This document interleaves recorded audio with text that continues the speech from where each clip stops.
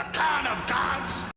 Okay, so over the last 4 years, making videos about affordable consumer tech and mostly reviewing USB microphones that regular people like you and I can actually afford so that we can produce content at the level that other creators that have ridiculous budgets are producing without necessarily breaking the bank.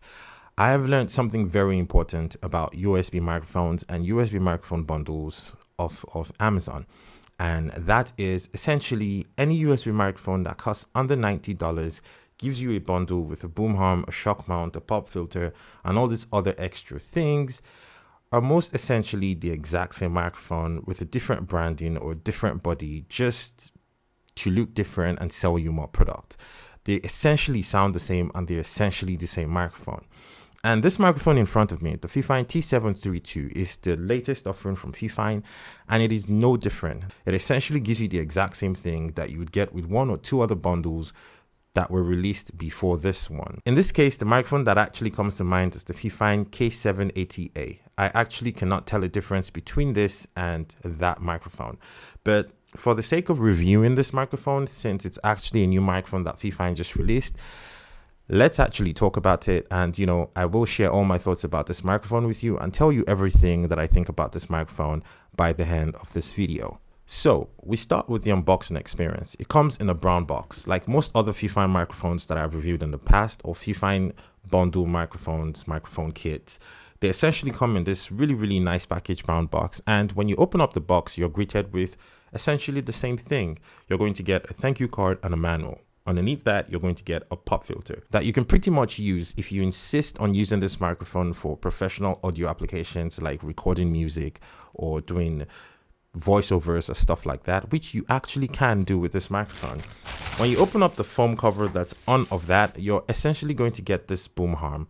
Now, unlike most other Fifine microphones before now, this was the first time that I actually had to assemble my boom arm myself. The top bit, this spot that I'm touching, was essentially separate and I had to screw everything in myself.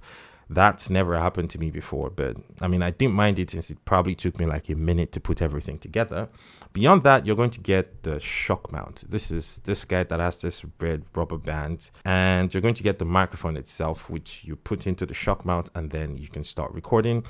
And of course, you're never going to be able to record without the USB cable that's included in the box. It's a regular USB cable to a USB-B, and it works fine. Beyond that, the only other things that you're going to get in the box are going to be a separate tripod stand that you can use if you don't want to use this with the boom arm and you want to use like a tabletop tripod mount. It has like its own shock mount and tripod, which is great. You're going to get 2 quarter-height mounting bits. You get an extra 3M tape attachment for your boom arm base that attaches to your desk in case somehow that gets damaged over time, which it can if you use this microphone for an extended period of time. And you also get extra rubber bands that you can use to replace these red ones if they fall off or they get snapped or whatever. You can actually replace them yourself. The last thing that you get is going to have to be this foam pop filter, and essentially what this does is help you reduce some plosives the same way the larger pop filter helps you reduce plosives as well. And speaking of plosives, let's actually just do a quick plosive test with this and then using the main pop filter, and then we see what that sounds like. Okay, so this is what this microphone sounds like when you're using the foam pop filter that's included in the box. Pizza pronto pasta faster, pizza pronto faster pasta, pizza pronto pasta faster. And I actually didn't realize that was a tongue twister, but that's what the microphone sounds like with the foam pop filter on. And this is what this microphone sounds like when you're not using the foam pop filter. Pizza pronto pasta faster, pizza pronto pasta faster. Now let's actually try the professional grade pop filter that's included in the box. Pizza pronto pasta faster, pizza pronto pasta faster. It probably sounds better this way, especially if you intend to be using it for some sort of radio application or maybe just recording music and stuff like that. This is going to sound the best. I pointed out that they actually included a document in the box that's essentially a how-to guide. It tells you pretty much how to use this microphone because the microphone as it is does not have a tally light, so you have no way of knowing when your microphone is on after you plug it in.